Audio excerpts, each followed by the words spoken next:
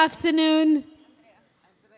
This room is going to continue with another exciting topic of accessibility as a standard. May I kindly ask colleagues to take their seats.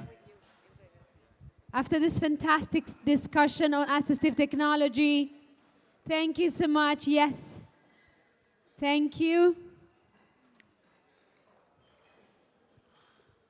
We're going to be having a very interactive but also very timely topic of accessibility as a standard.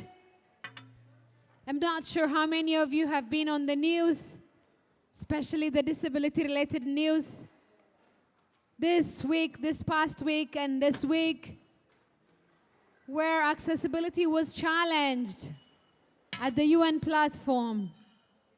So I don't know how many of you have heard, because of financial issues, accessibility was being challenged by the Human Rights Council. Finally, we're so glad to learn that the 34th session of the UN CRPD Committee is going to continue with its own full accessibility, mainly sign language interpretation.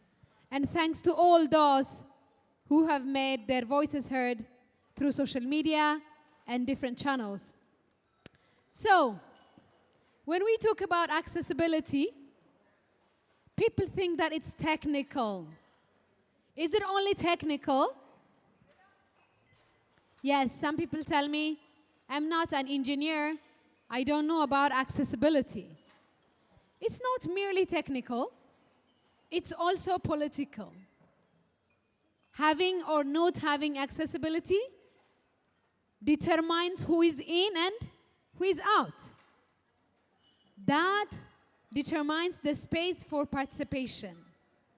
So in this upcoming session, we're extremely glad to have some of the Zero Project Awardees and also amazing experiences from North America, Europe, and the Middle East. We'll be learning about how inclusive policy designs can transform accessibility from being an ambition or an aspiration towards becoming a point of action and accountability. How many of you have smartphones? Can you raise your, I think everybody, right? It's a norm. In our smartphones, now we have accessibility as a standard. Whether we like it or not, it comes. It's really great. In the old days, as a blind person, we had to pay so much money and so much price to get accessibility. When it's a standard, it comes in no cost. So with today's panelists, amazing panelists to take over now, we will be hearing how accessibility standards transform the quality of life and how they can be embedded to establish point of accountability for duty bearers. Please bear with us and actively participate, and let's make sure that accessibility is not an optional choice, rather it's a precondition for the realization of all rights for all persons with disabilities. Stay tuned and actively engage with our amazing panelists. Floor is yours, panelists. Thanks. Thank you so much for the introduction. You make my job very easy because now we can just go ahead and get started. So in this panel for the next 55 minutes, you'll hear about accessibility standards and digital frameworks for digital solution, for social health care and the built environment and much more. We have 4 awardees in this panel, and let's see if I can bring them up here with the names. Can we have the slides, please? Yeah, it works. So, and I will give you a chance to make your pitch and presentation in just a few minutes. My name is Ingrid Haug. I come from the Technical University of Denmark, and I was also allowed to have a bit shorter pitch, so it's only going to be 5 minutes from me. So I will start by that, and then I will hand the word over to you, okay? So this is a picture from my workplace, DTU in Denmark, Technical University. And I work there as an innovation consultant focusing on inclusive technology. And for the last 5 years, we've been working on this project called Technology Leaving No One Behind. We're trying to make inclusion a part of the everyday life of an engineering student, which is quite a challenge. It hasn't been that big a part of the technical engineering education in Denmark so far, but we're doing our best to change this. We do this by working together with the educators, the professors, and trying to get it into as much education across the campus as possible. So teaching engineers from design engineering, electrical engineering, computer science, and also those who design healthcare products and energy systems, that no matter what you do, make sure that your technology does not leave people with disabilities behind and other marginalized groups. We also do workshops, and we also help startups, of course. We try to make as many students engaged in disability innovation and universal design, and to try to make them become student startups. And we provide help for them with coaching.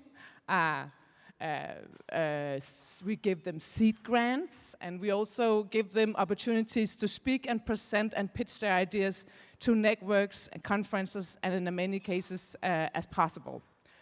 So, how do we make disability innovation interesting to the students? In many cases, we do it by providing workshops and giving them workshop tools. That makes it a little less, I don't know, boring, a little less just social good, but also an exciting and inspirational innovation challenge. If you're about to design something for people who cannot hear, or cannot see, or cannot use their hands to grip, suddenly the design challenge becomes much bigger and much more exciting. It also gives you a chance to go beyond the box you're usually designing in. You really have to break the borders of what you usually would do and create something truly innovative. For example, the electrical toothbrush. Many of you might know that was actually designed for people with motor skills challenges and later became a mainstream success. Something like that is used to inspire the students to create their own innovations in this field. Some of the tools we've created, I want to present very briefly to you, is the ability prompt cards. We use them in workshops for students, but also for companies in Denmark. And we ask them to redesign a product and looking at 17 different abilities and seeing if they can make it better for people without these abilities. I tell you about this because this is a great tool for teaching people about universal design and innovation for disability. People who've never heard about it before becomes excited and engaged in actually trying to solve it. How do I redesign the coffee machine so people that cannot grip, cannot see, and cannot hear can all use it just the same? And that's something we ask every new student that comes to the master class students education in DTU to do, which has been very funny. Another thing is, of course, the digital accessibility guidelines that has now, through the European Accessibility Act, become official law in Denmark, not only for public institutions, but also for private ones.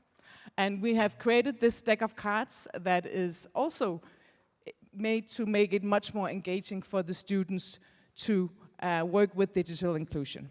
And I think with that, I'm going to say that was it for me. If you're more interested in talking about what we do in the educational field, please find me after the session.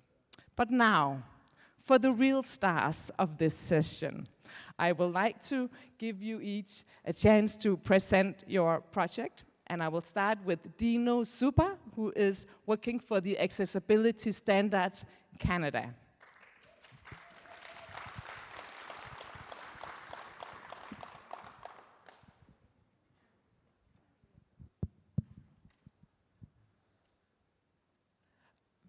Thank you for the introduction.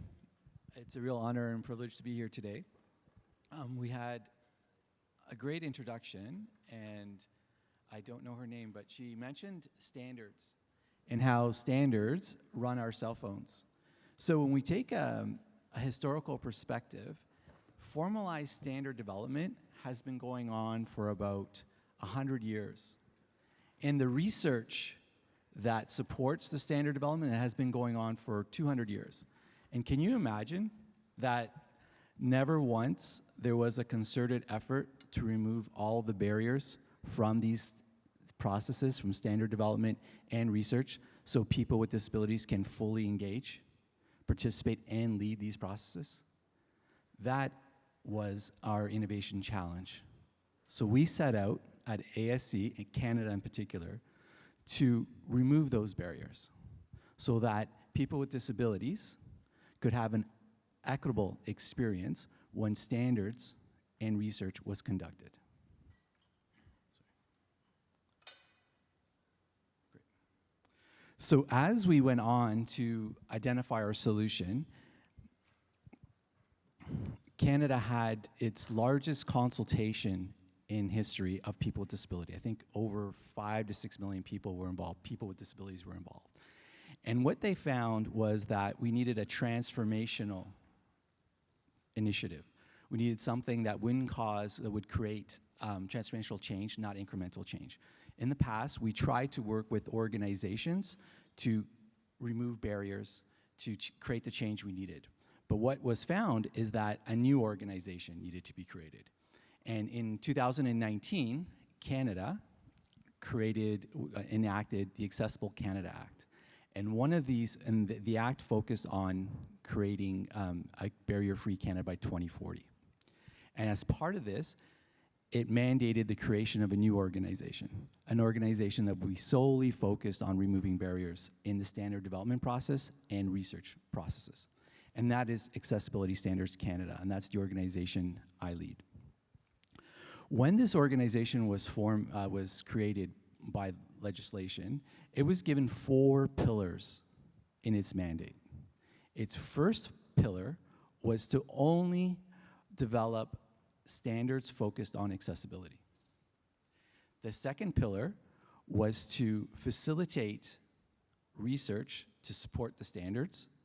The third one was to disseminate the information that was created in a barrier-free and free manner through a center of expertise. And the fourth one was to impact public policy.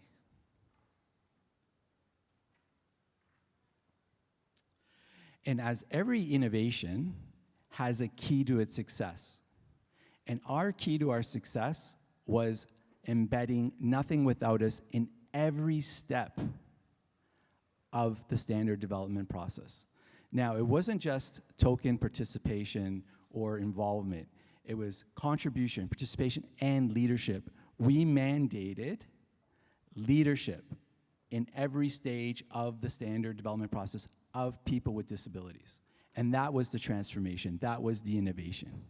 Non-negotiable, clear, mandatory leadership.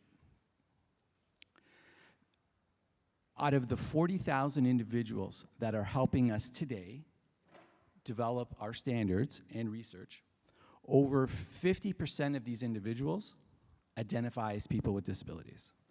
So I'm not sure of any other standard development organization that has this type of participation and leadership.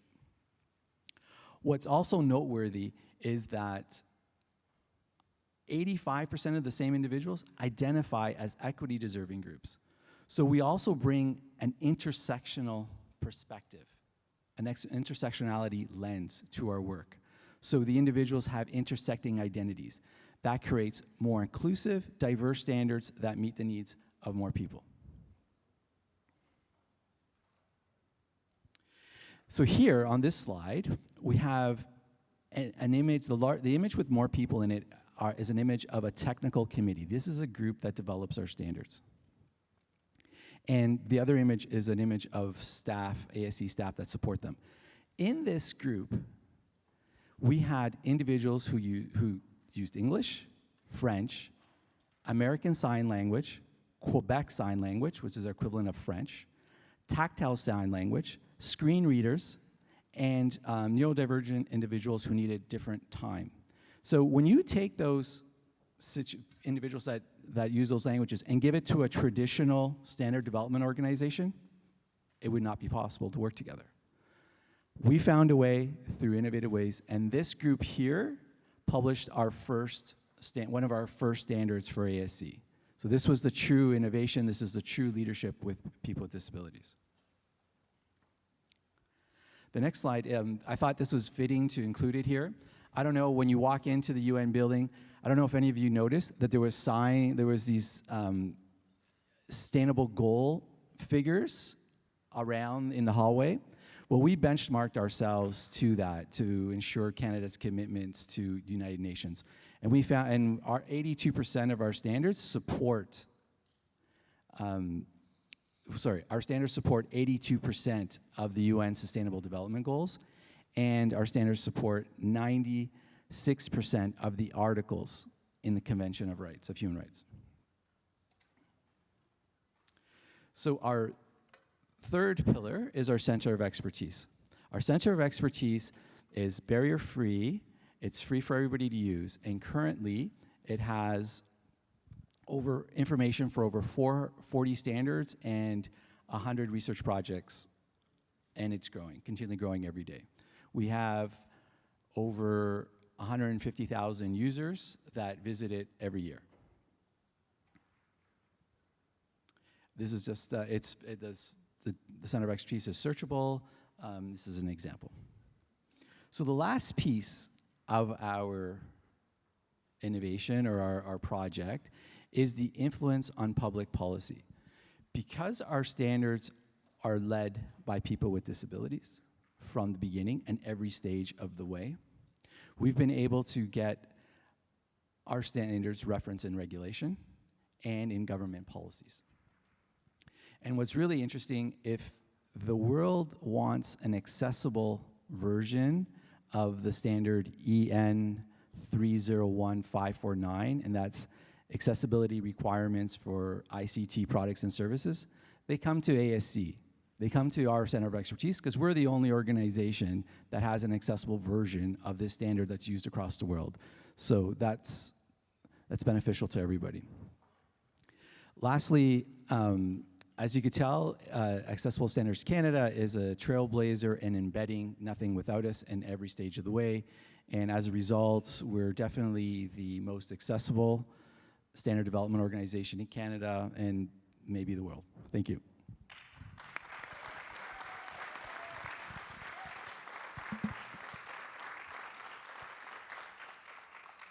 Thank you so much, Dino. I would like to just ask one question before we proceed.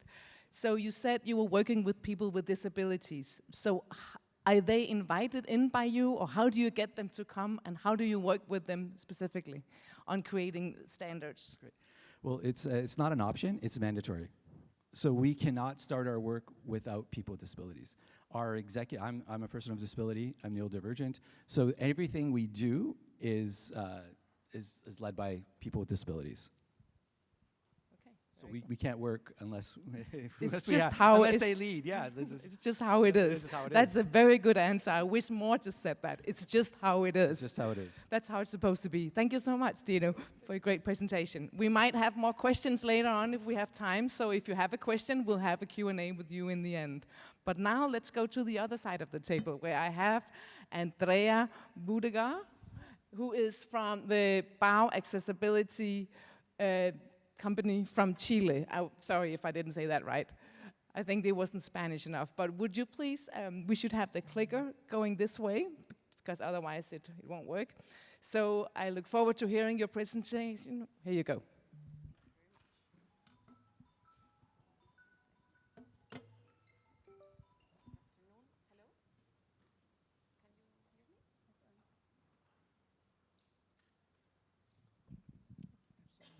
Hello? Hello? Yes, there it is. So, nice to meet you. In Chile, let me see, pass through this.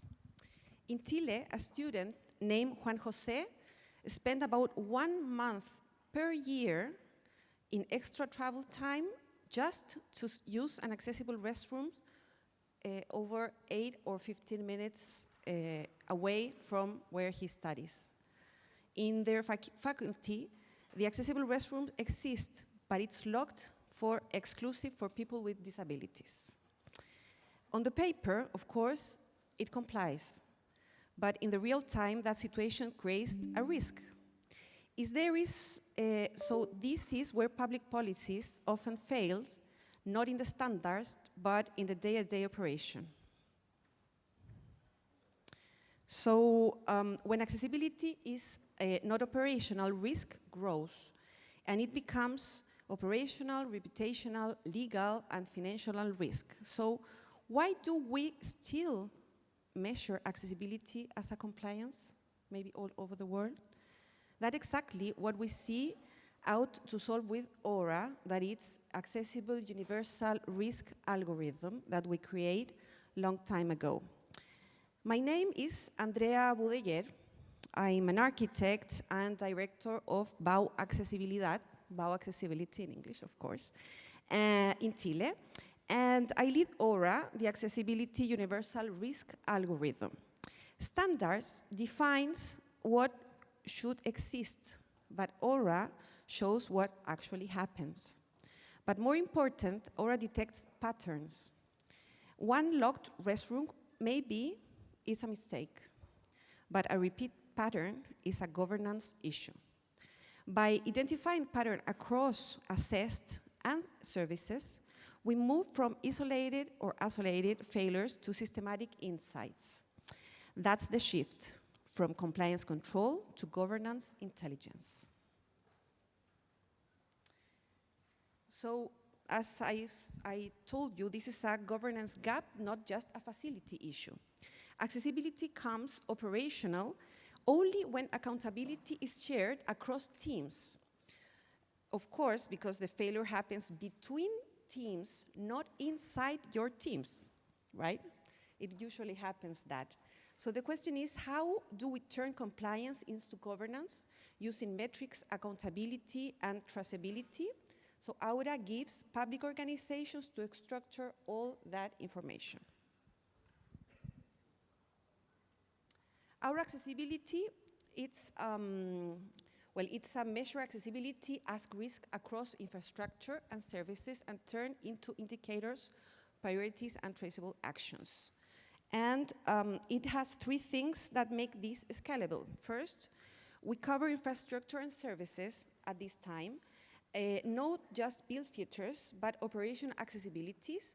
The second, and maybe for us the most important thing, is that it's customizable across countries, standards and governance models, and it's produced a consistent comparable indicator across all sites and portfolios that you have around the world.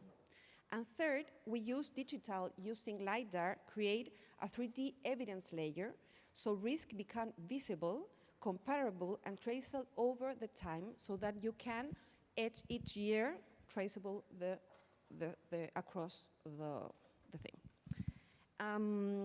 So one locked restrooms, I told you, is a failure, but when a repeat pattern, it's a governance failure. So here you can, in the image, you can see some numbers and some figures in red, blue, yellow, and that's it, I think. That can show you the patterns of non-accessible areas, because when the repeat pattern governs a problem, because it reveals a bigger thing. The rules exist, but people still can't use the services, and it keeps happening every time. So this is where standards need data, not to provide what have a rule, but to prove that people can actually use the service. AURA flags that a high risk, sorry, there it is. There. So AURA flags this as a high risk because accessibility depends on availability, not only design. And once something is measured, it becomes visible, it becomes trackable, and it becomes fixable. So that's the difference from compliance and governance, and this is why AURA exists. Thank you.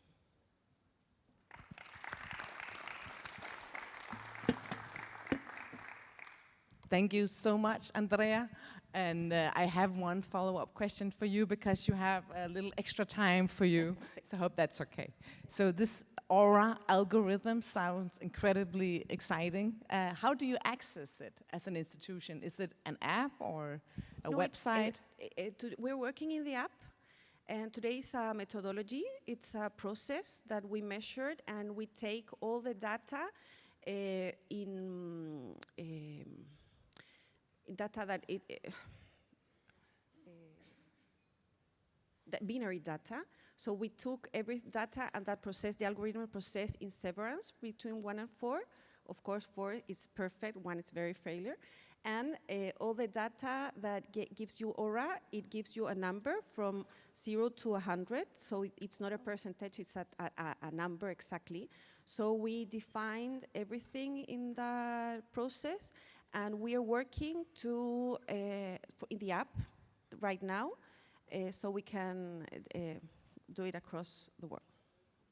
Okay. And one more, if that's okay. Yes.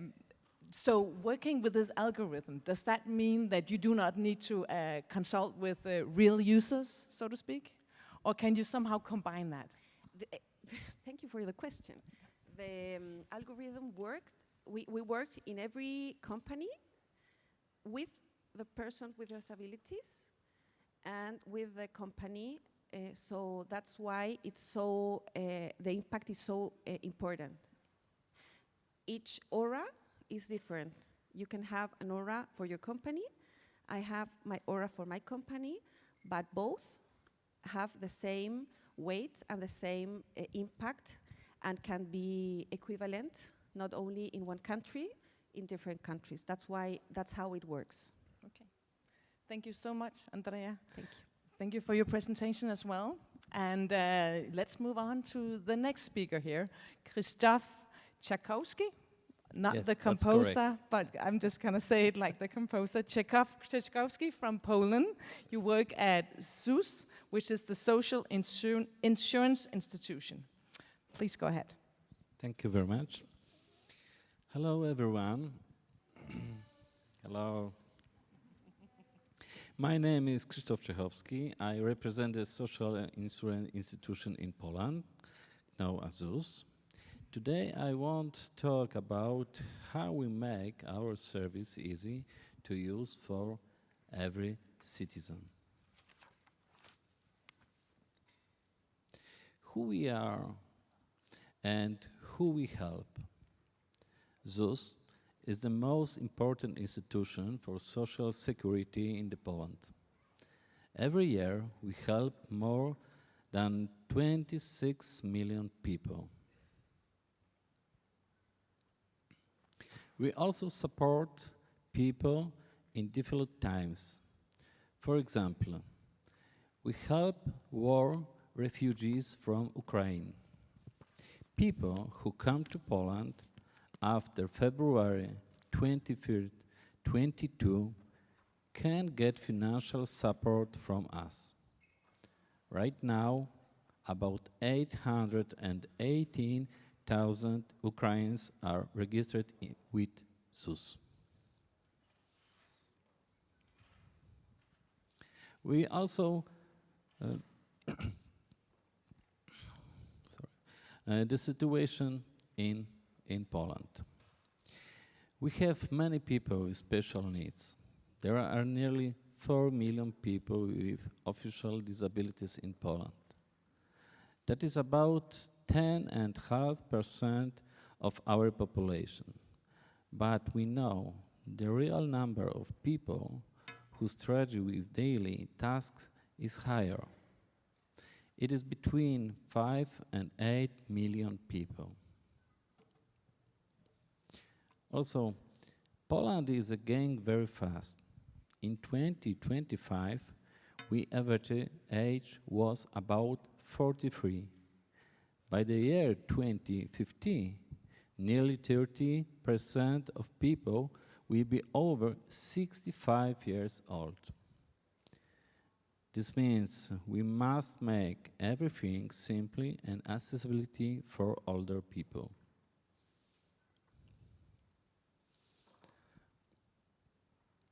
What we have changed?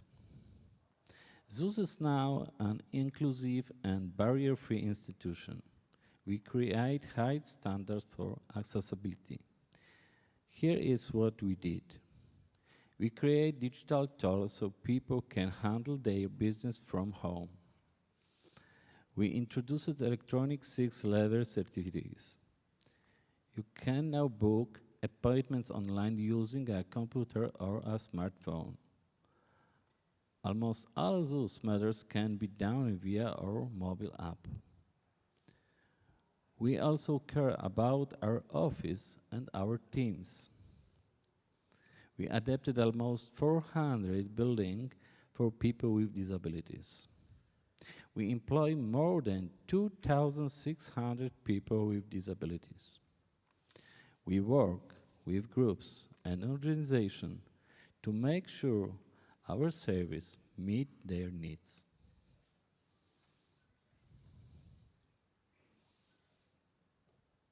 We are proud to be lead in Poland for accessibility public policy. We are honored to win a Zero Project Award for our work. We will continue to work with international partners to get even better. And can I? If I may, I would like add a few more words myself. Thank you. Ladies and gentlemen, to conclude, I would like to share a message from the heart. I have a dream. I dream of the world without barriers. A world where everyone can freely go shopping, go to the cinema, or see a doctor. I dream of a world where having a disability does not limit our freedom of our rights. In my countries, in many countries, we already have good laws. But I must ask, why do we still have to fight for basic access? Please tell me why. Why do we still have the protest? Why? At the start of the conference, I said I had a dream. Today, there are 1,700 people here from all over the world. My dream is that we leave this room with a clear message to our presidents and prime minister: make accessibility a priority.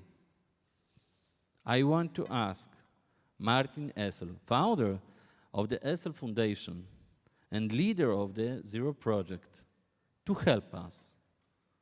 Let's call on the world leadership together. Let everyone hear us. We are speaking for 1,300,000,000 people with disabilities worldwide. This is my dream, and thank you for your attention.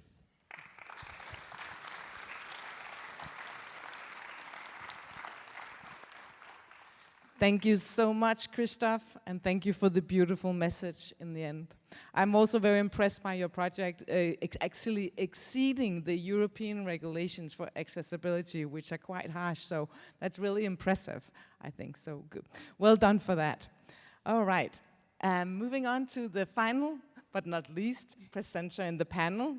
We have here Mira Al-Shamsi from the Sayed Authority for People of Determination from the United Arab Emirates. Please go ahead. Bismillah ar-Rahman ar-Rahim. Thank you. Before I start, allow me to share something personal. I have a sister with disability, and my family love to travel. So we used to travel every summer, every winter. And the journey wasn't easy. We always have a barrier. The barrier was not physical barrier. The barrier is the message is belonging. So today I'm here as I learned in early life. Accessibility is designed because someone saw it matters. And today I will explore with you how we can collectively create the sense of belonging.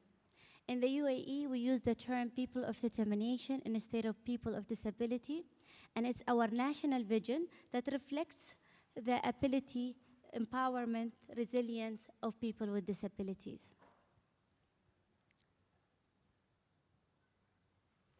In Abu Dhabi, the commitment led by Zayed Authority for People of Determination to empower people of determination in the region. The authority is a governmental entity, and we are empowering the inclusion across the society. The Abu Dhabi Emirates has 4.4 million people, so the scale matters. And globally, we have 16% of the population lives with a disability. This number aligns in the UAE. Our role in accessibility is clear. We translate national and international commitment into measurable practice. We conduct audit, technical assessment, we guide public and private entities to align with the universal design and CRPD principle. Each year, we deliver special services to more than 28,000 individuals of people of determination in Abu Dhabi. We provide advanced independence, innovation, well-being across the community. As Zayed Authority, we have more than 23 centers around the region. Our role goes beyond the services we deliver. We deliver early intervention, rehabilitation, educational, vocational, community integration, therapy, hypnotherapy, and digital solutions. Accessibility for us is both policy and daily practice. But inclusion today must go beyond physical space. It's not clicking. Okay. It goes beyond physical space. Accessibility is no longer about ramps, tactiles, or elevators. It's about system. It's about data. As Zayed Authority for People of Determination, we reimagine the digital accessibility as a governance responsibility. Through our work, we worked with 1,100 services digitalized to be accessible in Abu Dhabi. So let me take you through a practical case study. So a case study of permit parkings. It might be small, but the change has a better impact. Traditionally, obtaining using a parking permit required manual verification. It required visible physical permit displayed on the vehicle. It involved waiting time, approval, and renewal. In reality, the burden is not on the system, but on the person. So we ask a different question. What if accessibility is required zero effort from the person? And that's where inclusive digital transformation begins. Instead of visible permits, we integrated system. Instead of manual checks, we embedded the digital verification. As Zayed Authority, we call it zero-touch accessibility. No paperwork, no physical dependency, no repeated explanation. This strategic shift is seamless, and it's from 6 days to 6 minutes process. And we have done almost 18,000 permits in the past mid-year in 2025. And this is how we move from vision to implementation to the lived experience. And now I will take you through a real operational example in Abu Dhabi. So let's begin with the Zayed International Airport. Zayed International Airport gets up to 10 million passengers annually. Accessibility has engineered from the beginning. The airport demonstrates world-class accessible travel with inclusive facility designed for every passengers. Most importantly, sensory room for neurodiverse, digital accessibility and compliance, hidden disability sunflower program. However, also accessibility goes beyond to the quality of life. An infrastructure as a Corniche beach, which is a public beach in Abu Dhabi, and the public beach received international recognition, recognized as a friendly beach by the World Disability Union. The beach has a dedicated area for visible impairment, tactile pathway, guided rope with access to the sea, also floated wheelchairs, and other accessible features. And here we have the Louvre Museum at Abu Dhabi. The Louvre is a blend of art with accessibility, ensuring culture is open to everyone. The Louvre also features tactile-oriented system, multi-sensory tactile exhibit for visitors with visual impairment. The Louvre creates a space where history, creativity, accessibility meets. As we showcase Abu Dhabi commitments to the inclusion, Qasr al-Watan and Sheikh Zayed Grand Mosque is a leadership in inclusive design, offering accessible pathway, step-free access, and dedicated services, ensuring everyone experience the landmark with ease. Last, I will show you the Yas Island, which is Abu Dhabi premier destination for entertainment parks, hotels, leisure experience, and throughout the design is accessible facility, inclusive services, visitors for all ability. Before I close, I would like to tell you that accessibility is not about a checklist. It's about leadership decision. From national policy to the design, and from digital design to the tele interaction, the real question is not, can we make it accessible? The question, do we choose belonging? And in the UAE, we have made the choice, and it continues. Thank you so much.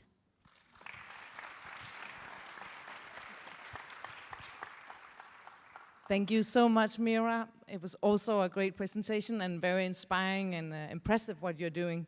I noticed that you were awarded for this conference for the parking permit solution that you quickly talked about, yeah, where you use digital technology to empower people with disabilities. Can you share if you have any other projects where you're using digital technology in something like that? Yeah, we recently started issuing the digital BOD cards, being digitally with AI embedded.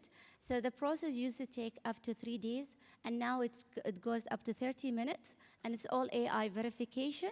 The accuracy for the cards up to now is 90%, 95%. Yeah. Thank you so much. Of course. And now I would like to ask if there are any questions from the audience. We have about 12 minutes left, and I think it would be nice to hear from you. And I already see someone super quick down there. So this gentleman, I believe, sitting down there, please speak up. Yeah, sorry, Phil from New Zealand here. My question is primarily for Dino, but it could be for anyone. And that is around, we've got nothing about us without us, and that's essential, and we all know that's essential to what we do. But how do we balance that with making sure that we bring in expertise with developing our plans and moving forwards? And I'll give you an example to frame the question. We were working with a major mall. They looked at it and they wanted to put flashing fire alarms in, but flashing fire alarms were a risk for somebody who might have some photosensitivities that might cause seizure. So for deaf people, it worked for one person or one group, and it actually disabled another group or caused harm to another group. So how do you balance that and make sure you bring in the right expertise? Thank you so much for this question. I think, Dino, you get to begin. That's a great question. So we face that all the time in our committees. So our goal is to remove barriers for the entire spectrum of disability. And we found that the expertise, people with disability have the expertise, so they're engineers as well. They're architects. So it's important to get them in the group, it's at the table. And it's important to have a consensus to go forward and it's going to take more time. Well, I don't know if it's going to take more time, but it's a different type of conversation, right? Where you need to understand the different perspectives and move forward together. So we've encountered it at the beginning, but we've gotten through that because we've been able to get people with disabilities who are engineers, architects at the table and talking about the different barriers and seeing how we could go forward together. So that's how we've been able to do it. Yeah, great question. Thank you. So do we have anyone else with questions burning here in the room? I see someone sitting down there, brown shirt, please go ahead. So first of all, I'm Onupama. I represent the rare disease community in Austria. We have an organization called 21 Vienna School. That is a safe place to bring your idea and develop product, process, or changes for anyone. So it's safe, it's open, inclusive, and completely barrier-free. We don't put any standardization on your abilities, and that is in relation with my question here. So, relevant to the answer that we got, yeah, in the disabled community we have engineers, architects, and people who can innovate solutions for us. But what about people who do have the capability to innovate, but they do not have any standard certification of being an engineer or a doctor or an architect, but they do have the innovative power? How do we, across borders, across the globe, create a safe place, inviting place for people with disabilities and also no standard certification, but still have the passion, the energy, and the commitment to innovate solutions? Good question. Thank you so much. Is there anyone who volunteers to answer this? I'm looking over here at you, Dino, again. Is that okay that he gets another one? Okay. Do you want? Sure. So I think at Zaid Higher Authority, what we do, we work directly with the people. So it doesn't matter if their disability, we just involve the people in all the infrastructure for accessibility. So we involve people with disability, their families, from the start with any project we create. And I think it's really important to take a co-design approach where you have everybody at the, do you want to add something, Ingrid? You're shaking your head, but you do the same. Did you want to add something, or? So it's exactly what we teach at the University of Denmark. Go ahead. Co-creation. Yeah, we actually teach the students to be facilitators also. So not only engineers and designers, but also facilitating processes with numerous participants with very different abilities and very different expertises. And that's actually a skill on its own. It's not being an engineer, it's not being a designer, it's being a design facilitator, which is a very important role. If this work with the disability innovation needs, I mean, this is what you need to have to make it work. Would you agree? Exactly. Okay. That's why I knew you were the expert in the field, so I'm glad you answered that. Thank you so much. Okay. Thank you. And thank you for another good question. Anyone else out there, please raise your arm or something else so we can see. May I just add something very quickly? This is a lived experience. So I have an innovator with disability who didn't even complete primary education. She had to leave school, just couldn't cope with the standard process of schooling. But later on, came up with a medical solution to a very complex diagnosis process. But the problem is, just to be taken seriously, we always have to go to known, famous medical professors. That's the situation I'm talking about. When you don't have a name and fame attached to you yourself, you always have to partner with someone who is known and who has the standard certification. So I just want to say that please let us open up our minds and really trust human intelligence, which does not need a certificate. Thank you. Thank you so much. Well put and really well said. It's important that there is the institution open up to people, no matter who the people are and what abilities and what age and what income we have. Everyone should be invited as a person on their own. I think we agree. So thank you so much for that input. And again, is anyone wanting to ask another question?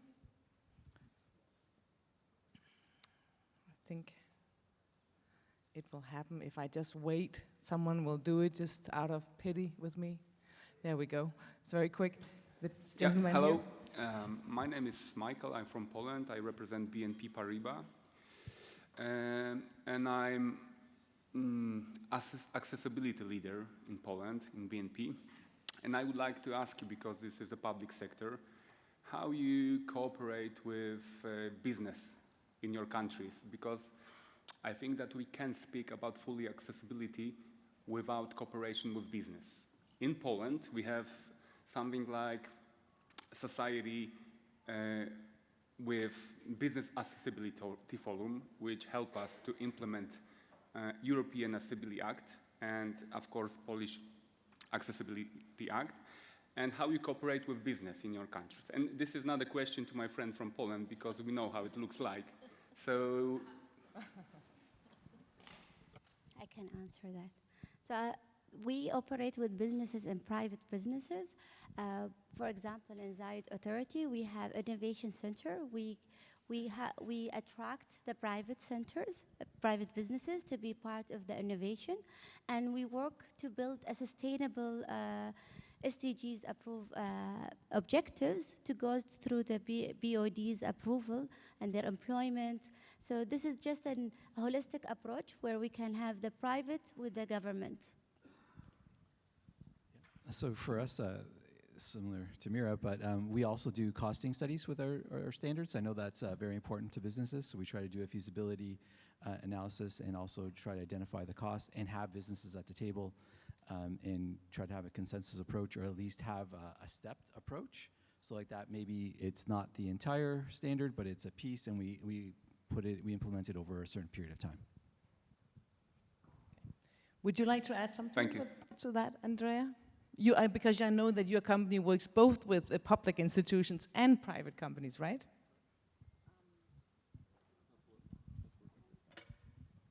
Yes, thank you. Well, I worked in the government in accessibility, and now I'm the leader of a company that works and produces and innovates in this area.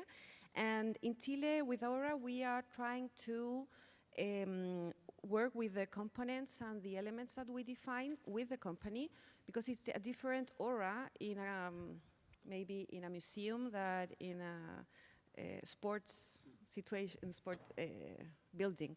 So we always put in the middle of the standards and the needs of people with disabilities, the core of the business and the business model. For us, it's basic. Thank you so much. And we are about to end this session, and I think I would like to take the opportunity to ask you a closing question with a short reply. You can see the 3 minutes we have left. So if we start from the right, my question is, you're all trying to implement standards and making everyone else follow, right? So you want private businesses to follow them, you want public institutions, you want citizens, you want everyone to just tag along and do as you say, and maybe even exceed it at sometimes. What are the biggest challenges in making companies and institutions and organizations follow the accessibility frameworks and standards? Short. Yeah, sure. For us, I think it's trying to go all at once. It's, I think maybe as a step approach, it's a little bit more manageable and maybe not as fast as we want it, but that's the biggest challenge, is trying to get it all done at once. And what do you do to overcome that?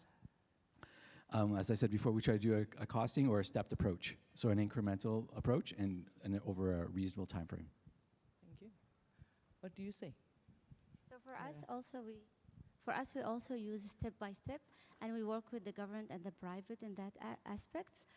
We have initiated a program called Abu Dhabi Effortless Customer Services, and it goes under accessibility, the services that provided to the BODs. So we try to initiate initiatives that support and will let the private and governments to be more to the accessible. Yeah. Okay. Thank you. And now to my friend from Poland, as you were called. What would you say the biggest challenges is for you, your organizations? Because you're already a front runner in Poland and maybe even in Europe. So Do you have any challenges at all, or is it just easy peasy? Yes, we want more accessibility. More and more and more. There's no limit. There's no limit. But